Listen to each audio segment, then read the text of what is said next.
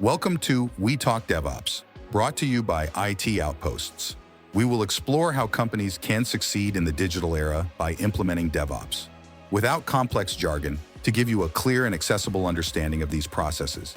I'm Alex, your host, and my voice is powered by 11 Labs. We often start our social network posts or podcasts by saying how important something is. While we could create some catchier intro here, we'll just reiterate. Testing your disaster recovery plan is absolutely crucial to make sure it actually works when needed.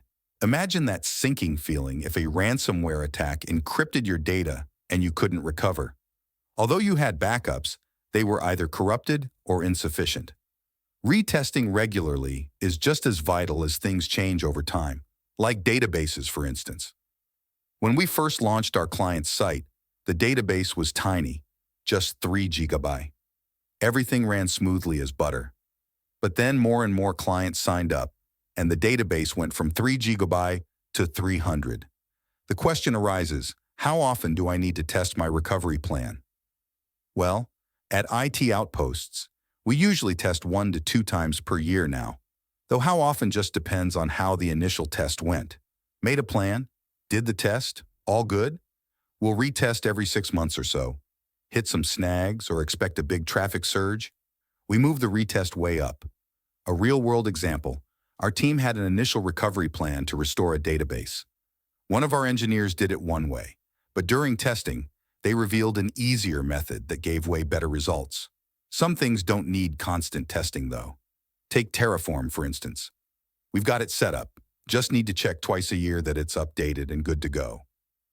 And while the DevOps mantra is automate everything you can, disaster recovery testing isn't always fully automated. Preparing for disasters requires human oversight and creative thinking. Our team does have automated recovery for routine issues like machine failures. But what if there's a major disaster and the automated recovery systems fail? For example, if the entire database in London breaks down.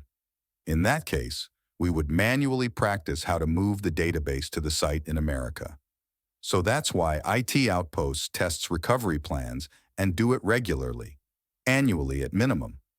Still, our priority is preventing disaster in the first place. Only once we've achieved that base-level awesomeness do we work on comprehensive recovery planning and testing. Have any of you had experiences where initial disaster recovery testing revealed critical gaps? Always looking to learn from the community's expertise. That's all for today. Thank you for joining us. I was glad to share the latest news and ideas about DevOps with you. If you want to learn more about how to enhance DevOps practices in your business, be sure to check out the additional information in the description of this episode. Add We Talk DevOps to your favorites to not miss our future releases. And remember, every little automation brings us closer to greater achievements. This is Alex, and you've been listening to We Talk DevOps. See you soon.